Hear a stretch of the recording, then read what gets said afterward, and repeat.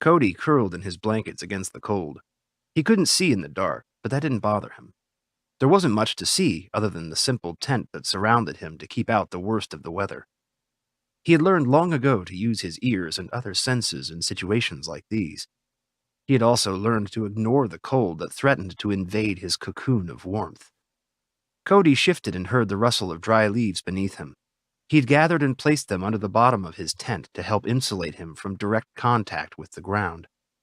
A cracking sound reached his ears, and Cody stopped dead still, listening. It came again and again from above. Cody stayed still. He knew he wouldn't be seen, not in the pitch black. His tent was dark and would provide camouflage, at least until it got light, but he would be up and gone before then, before the enemy could find him. They hadn't found him yet, no matter how hard they tried, and it wasn't going to happen tonight. He had concealment beneath the trees and had been able to find a dry gully that would offer even more shelter and cover, so unless they got really lucky, he should be fine. The cracking continued, and then something dropped on his tent. Cody was out of his bedroll in an instant and on his feet. He cracked the opening of the canvas and peered out the slit he had made, just wide enough for his eyes. Snow. Everything was covered in snow. Fuck. His dark tent would now stand out like a sore thumb. Cody heard the cracking sound again and relaxed. It was the branches of the trees breaking under the weight. Cody smiled and closed the canvas flap. At least the enemy would be just as visible as he was, and just as cold, if not colder. The desert dwellers weren't as used to this as he was.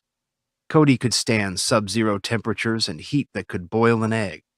He'd been trained for all of that and more by some of the best in the world. He was proud of it, proud to be a Marine's Marine. He settled back in his bedroll, getting warm once again. He made sure his gun was right next to him, between the layers of blankets so it would be warm, dry, ready for action. He listened for the now familiar cracking and heard nothing else. Eventually, he closed his eyes and fell instantly asleep. His dreams took him where they always did, to the desert with its heat, sand, and more sand. He hated the grit that got into everything, but like he had been taught, he ignored it. They had a job to do, and they were doing it. The enemy was on the run, and they were dang well going to make sure they ran all the fucking way back to Baghdad. Farther, if Cody had anything to say about it. Shots rang out around him. Cody dropped to his belly, assessing the situation in an instant. His heart pounded, but he ignored it, keeping calm and as cool as possible in the blazing desert sun. He found the assailant in his scope and pressed the trigger in a smooth motion.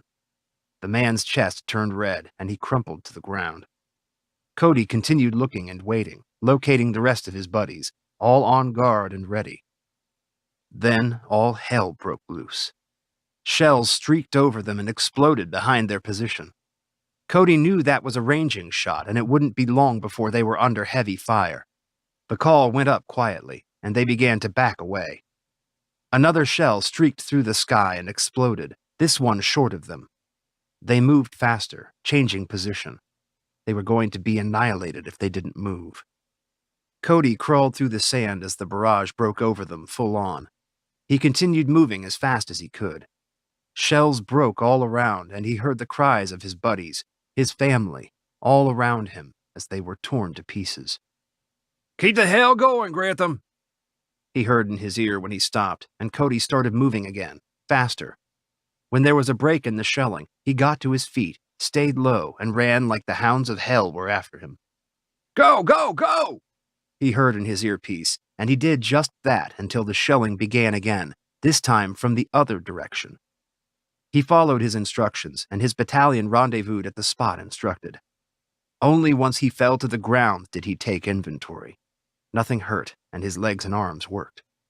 "Cody," Peters whispered as he dropped to the ground. Cody checked him over and then turned around so Peters could do the same. They both knew that sometimes you didn't feel anything. He heard Peters gasp. "Cody, I'll get you to the medic." "No, I'm okay," Cody said. "You're covered in," Peters said, and then the biggest, baddest Marine Cody knew gasped and stared at him.